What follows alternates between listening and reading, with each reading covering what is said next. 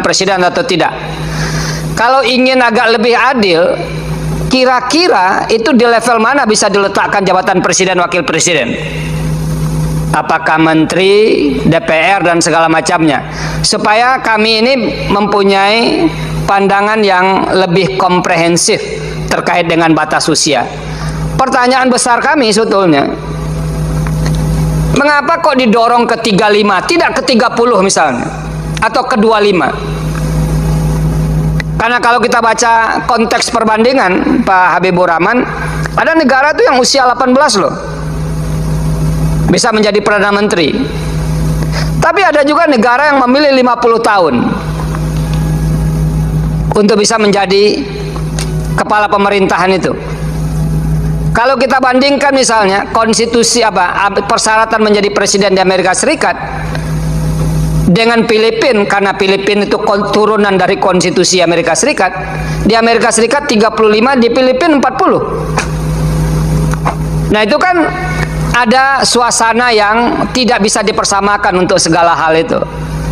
Nah, oleh karena itu menurut kami tadi di keterangan baik pemerintah maupun DPR itu kan ada setting politik yang berbeda, kebutuhan yang berbeda.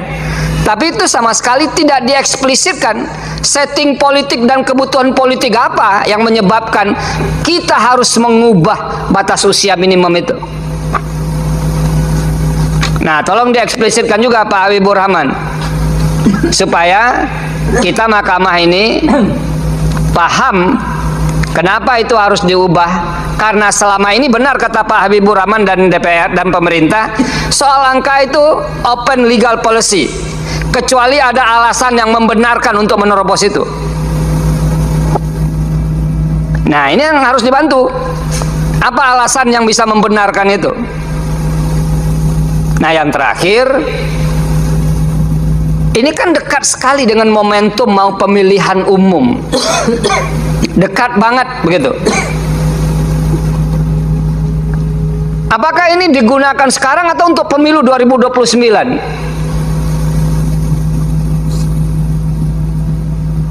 Nah, itu. Nah, kalau dibaca implisit ya, keterangan DPR dan keterangan pemerintah, walaupun di ujungnya menyerahkan kepada kebijaksanaan yang mulia hakim konstitusi, itu kan bahasanya bersayap kalau begitu. Dua-duanya kan mau ini diperbaiki. Kalau pemerintah dan DPR sudah setuju, mengapa tidak diubah saja undang-undangnya?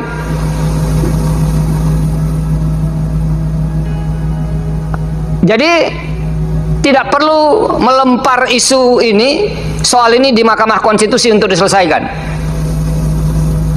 Jadi tidak ada perbedaan, karena dari DPR tadi implisit itu sudah setuju dan tidak ada perbedaan di fraksi-fraksinya. Kelihatannya pemerintah juga setuju. Kan sederhana ini untuk mengubahnya, dibawa ke DPR saja, diubah undang-undang itu, pasal itu sendiri. Jadi tidak perlu dengan tangan Mahkamah Konstitusi. Nah, itu kira-kira respon saya dan beberapa penjelasan yang mungkin bisa diberikan, ditambahkan oleh Pak Habibur Rahman dari DPR. Terutama kami ingin tahu betul, seperti yang diceritakan Pak Wahidudin tadi, apa sih yang diperdebatkan, kenapa pernah turun 35 lalu pindah ke 40, ya mengapa kita tidak turunkan 30 sekalian atau 25 supaya nanti nggak ada lagi yang mengajukan permohonan soal ini. Oke teman-teman, selamat datang di channel ini. Teman-teman, kembali lagi bersama saya di channel ini bersama Arahnet TV. Teman-teman, di mana tadi kita telah melihat cuplikan video yang sangat begitu menarik, di mana tentang permasalahan wapres negara kita, yaitu si Gibran Rakabuming Raka. Nah, di sini teman-teman, di mana tadi kita melihat hakim ini menunjukkan tadi bahwasanya si masalah Gibran tentang batas umur Gibran dalam wapres negara kita. Jadi heboh lagi nih teman-teman. Kemudian di sini teman-teman kita lanjutkan di sini melalui tanggapan-tanggapan dan pendapat-pendapat dari para netizen tentang cuplikan video ini. Di sini teman-teman disampaikan Pak Hakim pertahankan marwah hakim yang adil, jangan takut sama pemerintahan Jokowi. Jokowi dari rakyat kembali ke rakyat. Nah, kemudian lanjut lagi di sini teman-teman, tegakkan demokrasi MK, jangan diinventarisasi oleh penguasa sehingga marwah MK akan kembali tegak, jujur, dan adil. Nah, kemudian lanjut lagi di sini teman-teman, luar biasa hakim yang cerdas, tegas, namun menusuk kalian sadar wahai kaum haus penguasa sampai kedua kali menabrak. Nah, di sini teman-teman yang disampaikan oleh hakim ini memang sangat benar ya. Dimana seseorang yang umurnya masih kurang ya, tidak layak ataupun tidak pantas menjadi seorang pemimpin, dimana pemikirannya masih belum luas, dan masih kurang untuk ataupun pendidikannya ya, dan pengalaman yang masih kurang ya, tidak cocok untuk menjadi seorang pemimpin, dimana jika seandainya seseorang itu tidak punya pengalaman dalam menjadi seorang pemimpin, maka yang dia pimpin itu nanti tidak akan bisa lebih maju ya. Nah, sepertinya di sini kita lihat si Gibran Rakabumi ini, kita lihat sepertinya dia itu yang kayaknya yang kurang waras gitu ya. Jadi makanya di sini tadi hakim menyinggung soal umur Gibran yang masih muda yang tidak bisa menjadi wapres ya. Nah, di sini teman-teman kembali lagi bermasalah tentang umur Gibran ini. Mungkin saja sebelumnya dia dipaksakan oleh bapaknya si Joko Widodo sehingga dia terpaksa menjadi wapres demi mencari ketenangan dan kenyamanan buat diri ayahnya karena ayahnya dalam permasalahan kasus ijazah palsu ya. Nah, teman-teman di sini kita lihat si Gibran ini sepertinya kata masyarakat sering mengatakan yang plongo-plongo. Nah, sebenarnya di sini teman-teman, tentunya kita sebagai masyarakat ataupun para netizen ataupun masyarakat, tentunya kita berharap dan mengharapkan negara kita itu lebih maju, aman, nyaman, dan bebas dari berbagai masalah. Tentunya yang kita harapkan negara kita itu aman, nyaman, dan maju ya, ataupun ada kemajuan.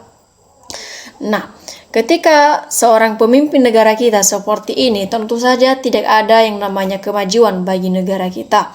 Apalagi kita bisa melihat wapres negara kita si Gibran Rakabumi Raka ini, ataupun kita bisa menilai dia itu kayaknya yang tidak ada pengalaman ataupun tidak berkapasitas dan tidak berkualitas. Seakan-akan kita menilai dia itu tidak cocok jadi wapres ya. Ataupun kita melihat dia tidak pantas dan layak untuk memegang ataupun menjadi seorang pemimpin dalam negara ataupun negeri. Nah, makanya tadi di sini hakim ini menyinggung soal umur Gibran yang menjadi wapres negara ya. Nah, kemudian di sini teman-teman diteruskan, kalau pemerintahan menyerahkan ke DPR untuk merubah undang-undang, itu sudah pasti tidak akan lolos karena pasti PDIP, Nasdem, PKS, PKB tidak setuju ya. Apalagi kalau bermuara ke voting. Jadi teman-teman semoga hasil curang itu dibatalkan ya. Para ketua MK yang peduli pada demokrasi kita, negara sudah dihancurkan penguasa yang zolim saat ini. Jadi makanya kita punya waktu untuk menyelamatkan nasib negara ya. Kalau tidak ke depan pasti akan menjadi contoh buruk ataupun contoh buruk ya. Ini menjadi patokan ya, sehingga penjahat negara yang dapat memimpin kita, semoga Allah membantu kita dan negara kita ini menjadi lebih baik ke depan dan bebas dari berbagai masalah-masalah. Nah, kemudian di sini teman-teman disampaikan bahwa kembalikan marwah konstitusi seperti awal calon presiden dan cawapres, 40 tahun kegaduhan ya terjadi karena ini. Semoga Pak Hakim berani dalam bertindak tegas karena apa yang dilakukan oleh hakim ataupun telah melanggar etika berat. NKRI ataupun Negara Kesatuan Republik Indonesia sedang tidak baik-baik ya. Nah, teman-teman, ketua hakim saat ini adalah salah satu hakim yang menolak Gibran saat diloloskan oleh pamannya si Usman ya. Jadi karena ada rencana yang licik, makanya Allah juga punya rencana yang lebih sempurna untuk meninggalkan rencana yang licik ini. Nah, teman-teman, dilanjutkan di sini kita lihat bagaimana pendapat netizen ya. Disampaikan di sini perubahan batas usia capres dan cawapres yang mendekati pemilu ataupun pemilihan umum dan presiden pilpres, pilihan presiden secara etika seharusnya ditunda dulu agar tidak bermasalah di kemudian hari. Jadi akhirnya carut marut demi ingin melanjutkan kekuasaan. Semoga MK benar-benar adil dan amanah.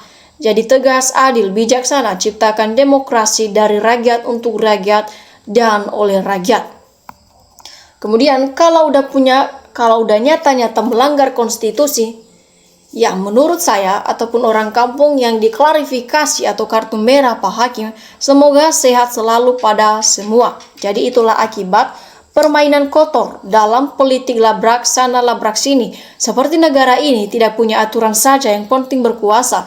Apa terjadinya negara biar tak punya aturan dan seenak ataupun sewenang-wenang dengan merubah peraturan yang sudah ada. Kacau ini semua akibat keserakahan. Nah, artinya di sini teman-teman memang benar ya. NKRI, Negara Kesatuan Republik Indonesia, mempunyai aturan-aturan ataupun norma-norma yang berlaku ya, mana ada dasar negara kita ini. Namun sekarang semakin kita lihat banyak sekali masyarakat ataupun rakyat-rakyat sering melanggar aturan ya. Dan sekarang kita lihat yang melanggar aturan itu bukan masyarakat biasa tetapi yang mempunyai jabatan ya, ataupun ada tugas dan jabatannya dalam negara ya. Dia menjadikan contoh yang tidak baik, yang melanggar konstitusi, norma-norma yang berlaku di NKRI kita ini. Jadi apa yang terjadi, itulah sampai sekarang negara kita tidak ada yang namanya kemajuan ya. Karena para masyarakat, para manusia-manusia memikirkan keegoisan ya, keegoisan diri sendiri karena ingin menjadi seorang pemimpin ya, ataupun sering disebut haus akan kekuasaan. Jadi inilah yang terjadi dengan negara kita. Jadi hakim-hakim MK, sekali lagi jangan takut dengan istana, tegakkan supremasi hukum di Indonesia. Oke teman-teman, demikian saja dulu cuplikan video kali ini. Salam NKRI harga mati.